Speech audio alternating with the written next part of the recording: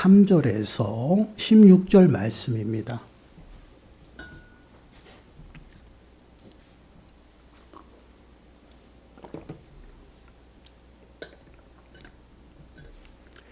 마태복음 5장 13절에서 16절 말씀, 우리 한 목소리로 함께 읽겠습니다.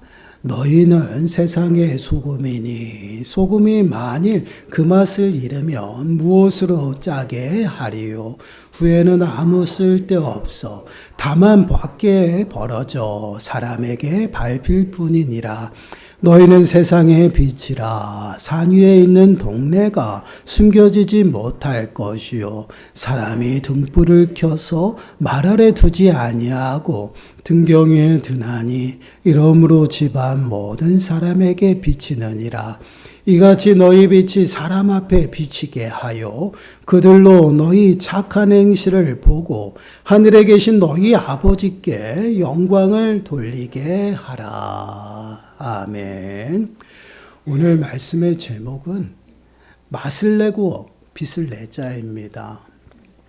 설 연휴를 우리가 보내고 있습니다. 명절이 되면 우리의 뜻과는 상관없이 많은 사람들을 만날 때가 있어요. 그 많은 사람들을 만날 때 때로는 좋은 사람들 만나겠죠. 그러나 불편한 사람들도 만날 수가 있습니다. 그러한 불편한 사람들을 만났을 때 저희들의 마음은 참 많이 무거워요. 그러한 명절이 또한 이렇게 올해도 이렇게 지나가는 것 같습니다. 저 또한 이제 명절 증후군이 있습니다. 저 또한 이제 생각하지 못하겠지 불편한 그런 사람들도 만날 때도 있죠. 이 불편함은요, 또 가족들 관계에서도 있어요. 그렇기 때문에 제가 이제 말씀을 준비하면서 한 번쯤은 좀 우리가 생각해 보자. 관계 속에서 상대편 입장이 아니라 내 모습 안에서 내 모습을 좀 점검해 보자라는 그러한 마음이 들었어요. 그래서 우리가 정말 많은 사람을 만날 때 그 사람들이 우리를 바라보는 시선은 어떠할지, 그리고 그 사람들은 과연 우리를 어떻게 생각하는지 그 모습들을 한번 좀 우리가 좀 묵상해 보려고 합니다. 오늘 말씀을 통해서 내가 누구인지를 좀 깨닫는 시간이 되시고, 또한 이 땅의 삶을 우리가 어떠한 모습으로 살아가야 할 것인지를 좀 깨닫는 시간들이 되시길 바랍니다. 혹여 말씀을 통해서 우리의 부끄러운 모습이 또한 내 안에서 또한 떠오르고 또한 그 모습을 찾았다라면 결단하고 회개하는 시간들 가지시고요. 정말 다시금 하나님의 부르심에 합당하게 하나님의 자녀다운 모습으로 다시금 저희들이 서는 이 시간이 되시길 간절히 축원합니다.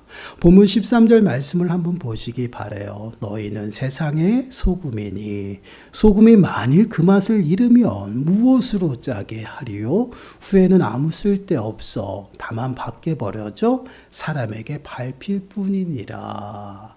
우리가 함께 읽은 이 말씀은 우리가 너무나도 잘 알고 있어요.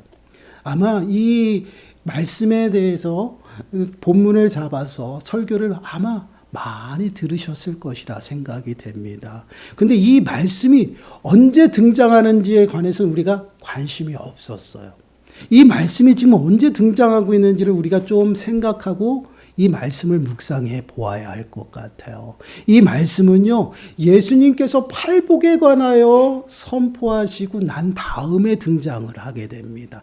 예수님께서 팔복을 설교하신 그 이유는요, 하나님의 나라는 이러하다라는 것을 선포하시는 것이에요. 곧 예수 그리스도께서 하나님의 나라를 선포하시고 그의 백성들은 이러하다라는 것을 많은 무리들에게 또한 제자들에게 가르쳐 주셨어요. 그리고 나서 이 말씀이 등장하고 있다라는 것을, 이는 무엇을 의미하면 그만큼 우리에게는 중요한 말씀이다라는 것이에요. 단순히 이렇게 너희들은 살아야 된다라는 그러한 의미가 아니라 우리들에게는 이 말씀을 품고 살아가야 된다라는 것이에요. 마음에 새기고 이러한 모습으로 우리가 살아가야 된다라는 것이에요. 어떻게 보면요, 팔복에 하나님의 나라가 선포되어지고 소금과 빛의 비유를 말씀하시면서 그 다음번에 나타나는 이 모습들이 너희가 소금같이 살아가 살아가는 것이 이러한 모습이다라고 쭉 풀이되어 있는 것과 같은 것이에요.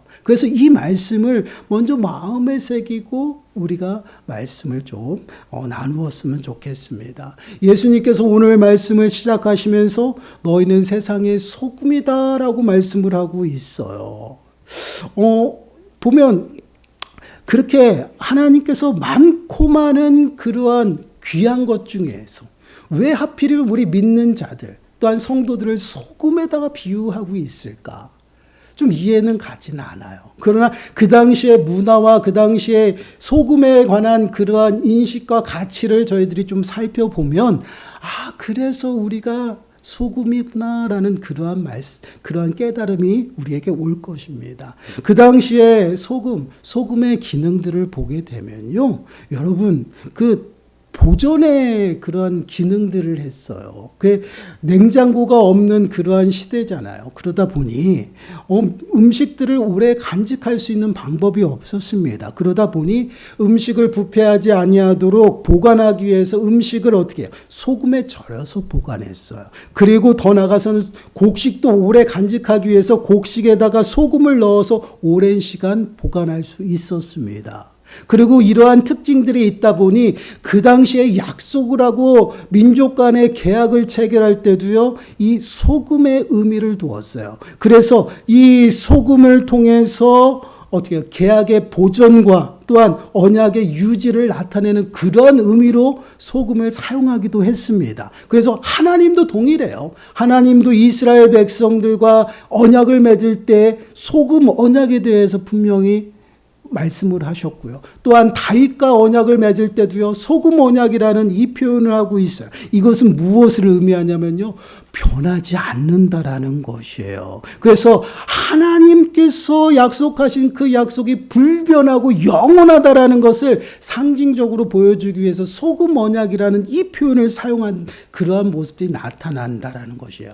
이러한 의미들로도 사용되어지기 때문에 이 소금이라는 이 단어는요, 또한 소금이라는 이것은요, 단순히 조미료가 아닌 변함없는 그러한 상징적인 의미가 있어요. 그래서 변함없이 신실한 그 하나님의 백성들에게 이 백성들의 모습을 상징적으로 보여주기에는 또 소금이 적절하게 또 쓰여졌다라는 것이에요. 그리고 단순히 보존되고 변하지 않는 그러한 의미로만 사용된 것이 아니라 말 그대로 이 소금은 조미료예요. 그러다 보니 맛을 내는 용도로도 사용이 되어지죠. 그리고 더 나아가서는요, 소금은요, 여러 가지 약들과 의료기구들이 발전하지 않았을 때, 그때는요, 소독과 치료용으로도 사용되어졌어요. 그래서 신생아가 태어나죠. 그러면 그 신생아를 소독하고 보호하기 위해서 그 신생아를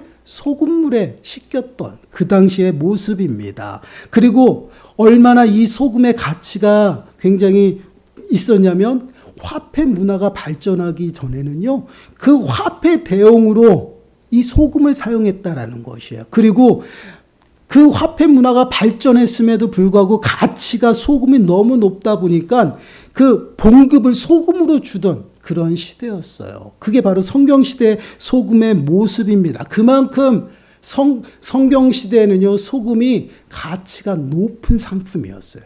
오히려 금보다 가치가 높은 시대도 있었습니다. 그러니까 요즘 말로 시간은 금이다라는 그 말이 그 당시에는 시간은 소금이다라 해도 무방할 정도로 소금이 가치가 있었던 그러한 시대였습니다. 이렇게 가치 있는 그 소금에다가 우리 하나님의 백성들을 비유해서 말씀하셨다라는 것은요, 그 하나님의 백성이 얼마나 가치가 있고 또한 존귀한 삶인지를 잘 보여주는 그러한 말씀이에요. 이렇게 소금은요, 여러 가지 기능들이 있습니다. 오늘 우리가 함께 읽은 본문에서 어떠한 기능이에요? 맛을 내는 기능이에요. 그런데 소금이 맛을 잃어버린다라는 표현을 쓰고 있어요. 여러분 한번 생각해 보세요. 소금은요, 짠맛을 냅니다. 짠맛을 내지 않는 소금은 소금이 아니에요. 그렇죠? 짠맛을 잃어버릴 수가 없다라는 말씀이에요. 그런데 그럼에도 불구하고 오늘 본문에서는 소금이 짠맛을 잃어버리고 또한 세상에 나가서 사람들에게 밟힌다라는 표현을 쓰고 있어요. 여러분, 소금은요, 음식에 들어가면 녹아버려요. 그리고 설령 소금을 땅에다가 뿌려도요, 시간이 지나면 어떻게 됩니까? 녹아버립니다. 사람이 밟을 틈이 없을 수도 있어요. 그럼에도 불구하고 지금 소금이 짠맛을 잃어버린다라는 표현을 썼고요. 더 나아가서는 사람들에게 밟힌다라는 표현을 썼어요. 우리들의 문화와 상식으로는 좀 이해가 되질 않아요. 그러나 그 당시에는 지금과 사용하는 소금이 좀 달랐어요. 그래서 그 당시에 소금 문화를 좀 아셔야 됩니다. 그 당시에는요, 지금처럼 바닷물을 받아서 그것을 정제해서 사용했던 것이 아니었습니다. 그 당시에는 소금 기둥이에요, 기둥, 돌덩어리처럼 단단한 그 소금 덩어리를 가져다가 사용을 했어요. 그러다 보니 소금 덩어리가 있는 계곡이나 지역은요, 가치 있는 땅이에요. 그래서 그 지역을 점령하기 위해서, 가지기 위해서 부족 간의 전쟁들을 많이 했습니다. 그만큼 어떻게 해요? 소금이 가치가 있었던 그러한 모습입니다. 그래서 신약시대의 로마가 그 시대를 호령했잖아요. 그 호령할 때 그 근본적인 원인, 그 할 수 있었던 원인 중에 하나를 뽑자면 소금이에요. 그 로마 그 나라에서 적극적으로 경제를 위해서 활용했던 그 상품이 바로 소금이에요. 그래서 100길로 소금을 나르는, 그래서 소금길이 있었어요. 그만큼 소금이 가치가 있었고 한 나라를 부강케 하고 또한 경제가 활성화될 수 있도록 할 수 있는 그러한 가치가 있었던 게 소금이에요. 그래서 소금 기둥을 가져다가 어떻게 하냐면 하루 동안 물에다가 담가두는 거예요. 담가두면 어떻게 됩니까? 소금이 우러나요. 우러나면 그 물이 어떻게 짠물로 바뀌는 겁니다. 그래서 그 짠물을 빵을 반죽할 때와 요리할 때 넣는 것이에요. 그래서 맛을 내는 것입니다. 그런데 그렇게 계속 물에다 담가 놓으면 그 소금 덩어리는 어떻게 될까요? 소금이 쫙 빠지게 되죠. 빠지고 나면 돌멩이만 되는 것이에요.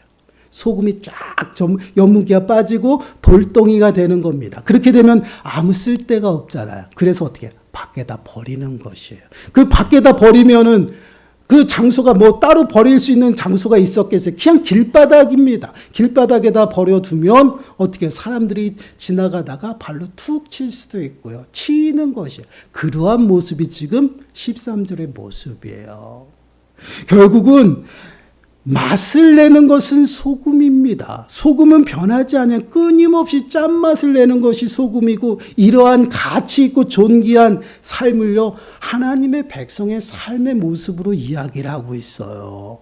그 가치 있는 삶이 온전히 제대로 살아갈 때에 그 가치와 존귀함을 받는 것이고, 그렇지 아니하면 어떻게 돼요? 결국은 조롱을 받고 손가락질을 당한다라는 것이 그 말씀을 하고 있어요. 그래서 소금이 맛을 잃어버렸다 할 때 잃어버렸다는 이 단어는요, 어떠한 의미냐면 어리석다, 어리석은 행동을 하다라는 것이에요.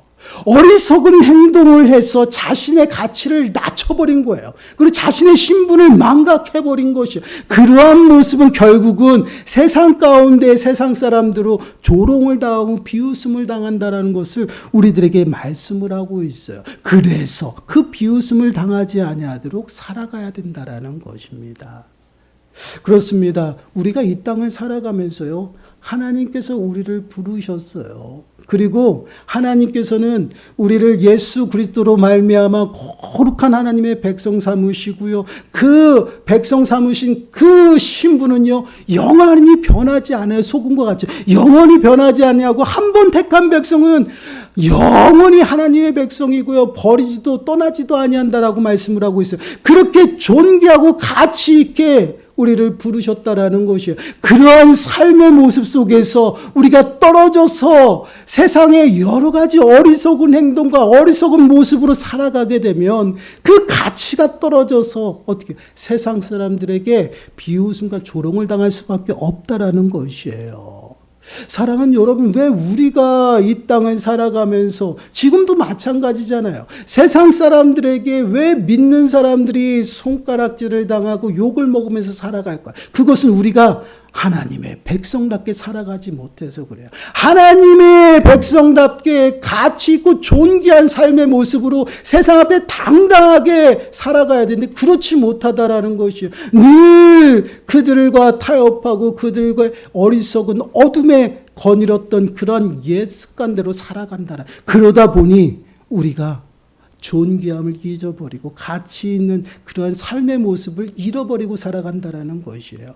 우리가 기억해야 될 것은요, 우리는 예수 그리스도로 말미암아 존귀하고 가치 있는 삶을 부여받았습니다. 그것이 영원한 생명이에요. 우리 스스로 얻으려고 얻은 것이 아니라 예수 그리스도로 말미암아 그 핏값으로 우리를 사심으로 우리의 심령 가운데 성령 하나님을 부어주셔서 거룩한 존귀한 왕같은 제사장을 삼으셨어요. 그러한 존귀한 삶은 내 스스로가 얻어진 것이 아니라 하나님의 전적인 그런 은혜라는 것이 우리가 좀 마음에 새기셔야 돼요. 그래서 히브리서 5장 4절 말씀을 보시면 이 존귀는 아무도 스스로 취하지 못하고 오직 아론과 같이 하나님의 부르심을 받은 자라야 할 것이라. 하나님의 부르심을 받은 자가 존귀하게 그 삶을 부여받는다라는 것이에요. 예수 그리스도로 말미암아 우리가 존귀하게 부름을 받고 하나님의 백성이 되었어요. 그 모습을 지금 예수님 뭐라 말씀? 너희는 세상의 소금이다라고 말씀을 하시는 것이에요. 그 가치 있고 존귀하다라는 것입니다. 단순히 오늘날 얘기하는 그 조미료 소금이 아니라 그 당시 최고의 가치를 누리는 그 소금의 그 가치를 이야기하고 있어요. 가치 있는 존귀한 그러한 삶으로 우리를 부르셨다라는 것이에요. 그러한 삶을 어떻게 살아가라고? 너희는 세상에 나가서 맛을 내며 빛을 내라는 것이에요. 이 부분을 우리가 좀 오해하는 부분이 있어요. 우리가 나가서 소금이 되려고 하고 또한 나가서 빛이 되려고 해요. 아니에요. 예수 그리스도로 말미암아 우리는 소금이 되었고 빛이 되었어요. 존귀하고 가치 있는 삶을 받았어요. 이제는 그렇게 살아감으로 맛을 내고 빛을 내는 것이에요. 우리가 세상 가운데 나가서 살아가는 것은요, 어떠한 모습이냐면 모든 행실에 있어서 하나님의 백성답게 맛을 내고 빛을 내는 것이에요. 나가서 무엇이 되려고 하는 것이 우리 예수 그리스도로 말미암아 됐어요. 되고 이제는 그렇게 살아가는 것이에요. 그렇게 살아가지 못하기 때문에 맛이 나지 아니해서 세상 사람들에게 조롱당하고 비웃음당한다라는 것이에요. 이러한 삶을 얼마나 비참해요. 어리석고 미련한 삶의 모습이죠. 그러한 삶의 모습으로 살아가지 말라라는 것이에요. 여러분 사도 바울도요, 믿는 자들에게 성도들에게 말에 있어서 권면할 때 이렇게 표현하고 있어요. 골로새 4장 6절 말씀을 보시면 너희 말을 항상 은혜 가운데서 소금으로 맛을 냄과 같이 하라. 그리하면 각 사람에게 마땅히 대답할 것을 알리리라. 말에 있어서도 항상 은혜 가운데에서 소금으로 맛을 냄과 같이 하라는 것이에요. 맛을 냄과 같이 너희는 달아야 된다라는 것이에요. 다른 그러한 삶으로 너희들이 정말 하나님 백성답게 모든 행실에 있어서 그들에게 다름이 나타나야 된다라는 것이에요. 우리는 예수 그리스도로 말미암아 어둠 가운데 다녔던 우리 인생들의 모습이 예전에 어떻습니까? 우리도 시기하고 질투하고요, 분냄하고요, 또한 화내고 항상 화가 가득하여서 어떤 사람을 만나더라도요 늘 진노했던 우리들의 모습이죠. 하나님 앞에 나올 수 없는 자격 없는 그러한 자들이 하나님의 사랑으로 당신의 독생자 예수 그리스도를 십자가의 죽음에까지 내놓으심으로 말미암아 우리가 존귀하고 거룩한 아주 가치 있는 삶을 받았다. 영원한 삶을 우리들에게 보장하셨어요. 그것이 뭐예요? 영원한 생명이에요. 하나님의 백성이요 성도라는 것이에요. 그래서 성도의 입술은요 세상 사람들과 더럽고 추악한 그러한 말들을 하는 것이 아니라 하나님을 찬양하고 칭찬과 격려와 사랑의 말을 하는 다르다라는 것이에요. 그렇습니다. 우리가 늘 기억해야 돼요. 우리는 예전에 어떠한 삶을 살았어요? 어둠 가운데 거닐었어요. 어둠의 자녀였어요. 우리 또한 어리석고 미련한 삶을 살았다라는 거죠. 그러나 지금은 예수 그리스도로 말미암아 존귀하게 부르셨어요. 가치 있는 삶을 우리에게 주셨어요. 그럼 그 삶을 살아가야 된다라는 것이에요. 맛을 내고 빛을 내며 살아가야 된다라는 것이에요. 그들과 달라야 된다라는 것이에요. 여러분 바닷물은요 엄청나게 넓잖아요. 바다는요. 근데 그 바닷물을 짜게 하는 소금은요. 그 바닷물의 3.5%밖에 되질 않아요. 3.5%의 소금이 그 어마어마한 그 물을 다 짜게 한다라는 것이에요.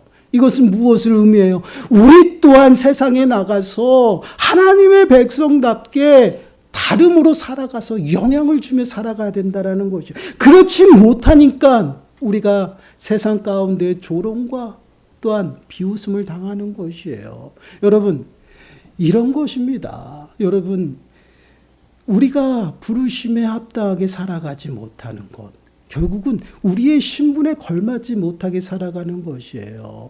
왕이 되었는데, 왕자가 되었는데 아직까지 누더기 옷을 입고 누더기 습관, 그 거지 생활을 하고 있다라는 것이에요. 노예 생활을 하고 있다라는 것이에요. 하나님께서 이스라엘 백성들 애굽에서 구원해서 가장 먼저 하신 것이 무엇이에요? 그 노예 습성을 빼내는 것이었어요. 노예 가운데 살았던 그 모든 것들을 싹 없애기 위해서 하나님의 말씀을 주시고 하나님 백성답게 살아가는 방법을 주셨다. 라는 것이야. 이 모습은 무엇이에요? 부르심에 합당하게 살아가는 것이에요.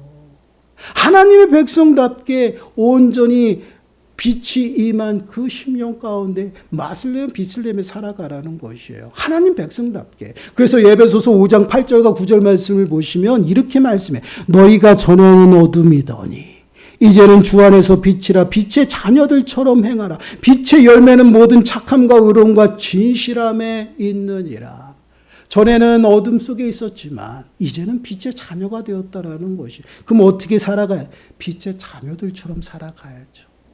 의로움으로 또한 진실함으로 착함으로 살아가는 것입니다. 이것이 바로 하나님의 백성들의 모습이고 이 땅 가운데에서 온전히 빛으로 오신 예수 그리스도를 심령 가운데 모신 자들이에요. 그래서 오늘 본문 14절 15절에서도 명확하게 말씀해요. 너희는 세상의 빛이라. 산 위에 있는 동네가 숨겨지지 못할 것이요 사람이 등불을 켜서 말 아래 두지 아니하고 등경 위에 드나니 이러므로 집안 모든 사람에게 비추니라.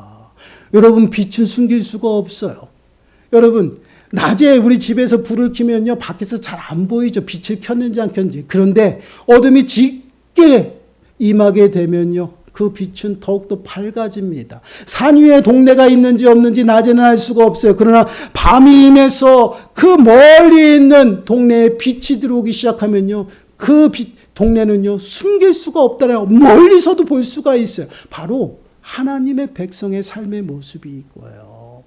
하나님의 백성의 삶은요 빛이 임했습니다. 우리들의 심령 가운데 빛이 임하여 그 빛이 우리들을 통해서 나타난다라는 것이에요. 우리가 어둠 가운데 거닐렸던 그 삶 속에서 빛이 임함으로 어둠이 사라진 것이에요. 그 삶 속에 우리가 들어가면요 빛이 드러난다라는 것이에요. 왜 세상 사람들이 우리를 싫어할까요? 빛이 드러나기 때문에 그래요. 근데 우리는 이 빛이 드러나는 하나님의 자녀 존귀하고 가치 있는 그 삶을 포기하고 자꾸만 옛 습관에 따라간다라는 것이에요. 세상을 쫓고요. 세상 방법대로 어리석고 미련함으로 살아가다 보니 맛을 내지 못하고 빛을 내지 못해요.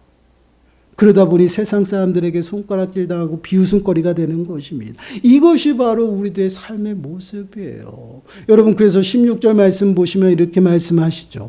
이같이 너희 빛이 사람 앞에 비치게 하여 그들로 너희 착한 행실을 보고 하늘에 계신 너희 아버지께 영광을 돌리게 하라. 빛이 비쳐야 돼요. 그러므로 우리는 착한 행실로 살아가라는, 모든 행실에 있어서 거룩한 자가 돼요. 여기서 착하다라는 것은요 도덕적으로 윤리적으로 착함을 말하는 것이 아니에요. 하나님 방법. 선은 하나님 한 분이셔요.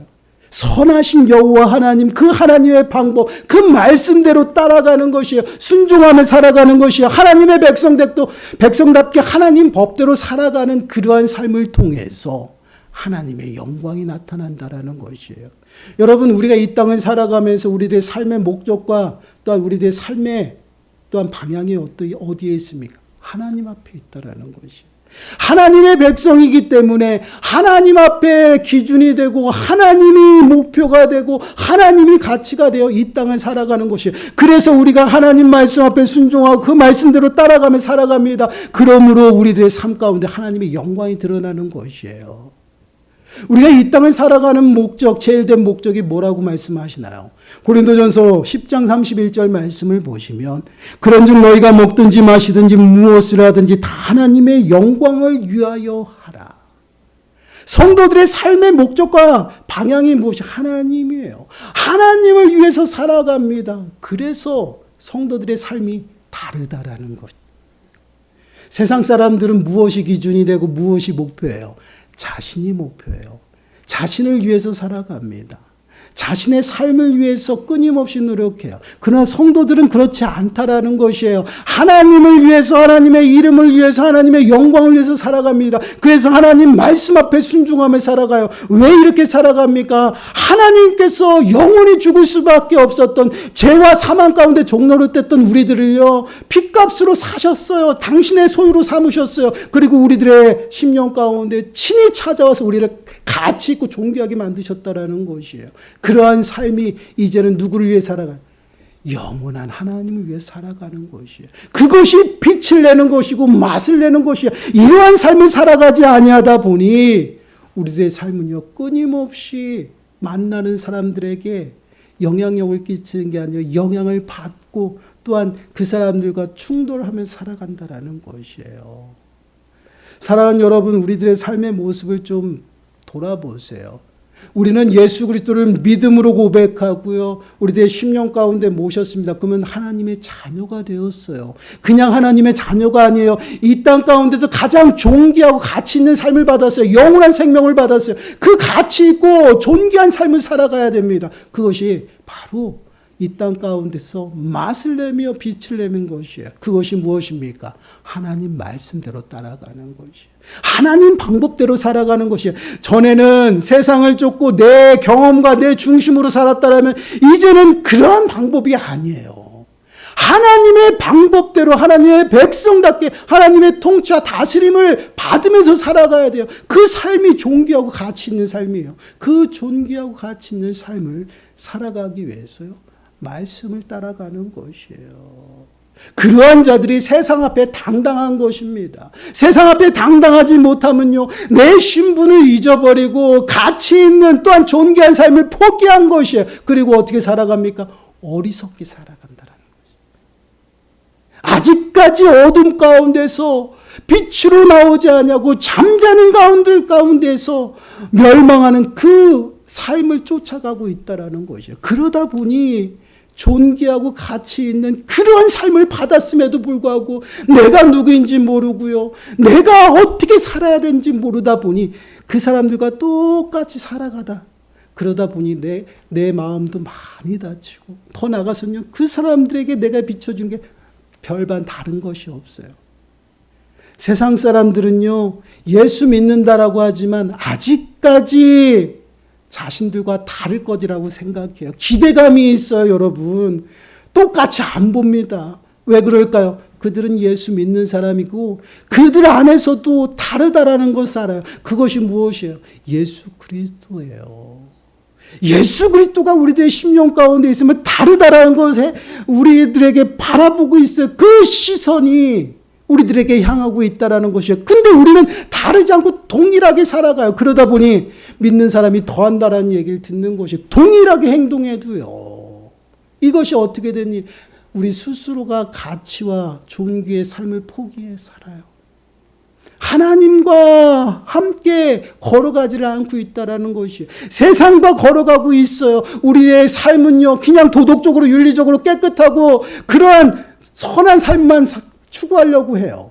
욕을 안 먹으려고 합니다. 그러다 보니 세상 사람들과 타협하고 세상 방법대로 살아갑니다. 그러한 삶은요, 결국 어리석은 행동을 통해서 내 가치를 떨어뜨리는 것이, 우리는 달라요. 우리의 삶을 통해서 그들이 변화되는 것입니다. 우리의 삶을 통해서 그들이 영향을 받아야죠. 왜 우리가 그들에게 영향을 받아서 같이 따라가고 내 삶을 포기하며 살아가요? 그러지 말라는 것이에요. 하나님의 나라는 이러하니 너희는 하나님의 백성이다. 너희는 최고의 가치의 삶을 존귀하게 받은 자라는 것이, 너희는 세상의 소금이다라는 것이에요. 그리고 너희는 빛이야. 절대 감추어질 수 없고 드러난다라는 것이에요. 드러내고 살아가야죠. 우리들의 삶의 모습을 한번 돌아보시길 바라요. 우리는 정말 만나는 사람들에게 우리는 어떠한 모습으로 비춰지고 있을까요? 저는 만나는 사람마다 다 목사라는 걸 압니다. 그럴 때마다 더 조심하고 또 조심하게 돼요. 왜 그럴까요? 교역자에 대한 불신과 또한 교역자에 대한 아픔을 겪지 않게 하기 위해서. 너무나도 마음이 아파요. 목사도 다 그래. 그런 말이 전 너무나도 마음이 아파요. 그래서 더더욱 조심합니다. 근데 여러분, 세상 가운데 많은 사람들이 그럽니다. 믿는 사람들이 더 한다라는 얘기. 이것이 하루 이틀 이야기인가요? 그렇지 않다라는 거예요. 왜 이러한 모습, 왜 이러한 말들이 나올까요? 우리가 우리의 신분을 모르고 살아가기 때문에 그래요. 우리의 삶이 얼마나 가치 있고 존귀한 삶인지를 우리가 깨닫지 못하고 그 삶을 포기하고 맛을 잃어버렸어요. 빛을 잃어버렸어요. 드러내지 않는다라는 것이에요. 그러다 보니 우리들의 삶은요 더욱더 위축돼요. 부끄러워요. 왜 예수 믿는 게 부끄럽습니까? 왜 존귀한 삶이 부끄럽습니까? 그러고 살아간다라는 것이에요. 한번 우리가 많은 사람을 만났을 텐데 우리는 어떠한 사람으로 비춰질까 한번 돌아보시기 바라요. 우리는 그 사람들에게 하나님의 영광을 드러내야 돼요. 선한 영향력이 나타나야 됩니다.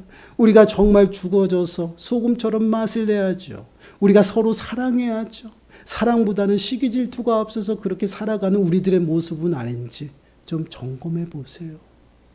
우리는 존귀하고 가치 있는 삶을 받았어요. 여러분, 이 사실은 변하지 않아요. 하나님이 택하여 부르신 자들은요 절대 버리지도 떠나지도 않는다라는 것을 영원히 우리를 붙들고 영원한 생명까지 이르게 하신다라고 분명히 약속하셨어요. 그럼 우리는 어떻게 당당해야 돼요. 세상 가운데. 여러분, 세상을 이기는 힘은요 믿음밖에 없습니다. 믿음이 세상을 이긴다라고 했어요. 하나님의 자녀가 세상을 지배하며 세상을 온전히 이기며 살아간다라는 것이에요. 우리는 어떻게 살아가야 할까요? 여러분, 이제는 당당하게 살아가세요. 왜 교회 다니는 게 부끄럽습니까? 왜 예수 믿는 거 또한 예수 그리스도를 전하는 거 옛자도 우리 입술을 통해서 내뱉지 못할까요? 여러분, 당당하세요. 그리고 이제는 드러내면서 살아가시기 바랍니다. 그리고 정말 하나님 백성답게 말씀을 따라가고 존귀하게 살아가세요. 옛습관에서 벗어나고요. 이제 더 이상 어리석고 부끄러운 모습에서 벗어나서 당당하게 하나님 말씀 붙잡고 선포하면서 하나님 나라의 풍성한 은혜 가운데 살아가는 저와 여러분들이 되시길 간절히 축원합니다. 기도하겠습니다. 하나님 감사합니다. 너희는 세상의 소금이라 너희는 세상의 빛이라 말씀하신 주님. 참빛이신 예수 그리스도께서 우리의 심령 가운데 임하여 우리가 빛의 자녀가 되었고 정말로 가치 있고 존귀한 삶을 우리가 받았음을 이 시간 고백합니다. 이제는 부끄러워하지 아니하고 세상 앞에 당당하게 하나님 나라를 선포하며 살아가기를 원합니다. 하나님 백성답게 말씀 앞에 붙들려 살아가게 하시고 저희들의 삶을 통해서 하나님의 영광이 드러나는 저희들의 삶의 모습이 될 수 있도록 주여 축복하여 주옵소서. 이 모든 말씀 예수님의 이름으로 감사하며 기도드리옵나이다. 아멘. 찬송가 510장입니다.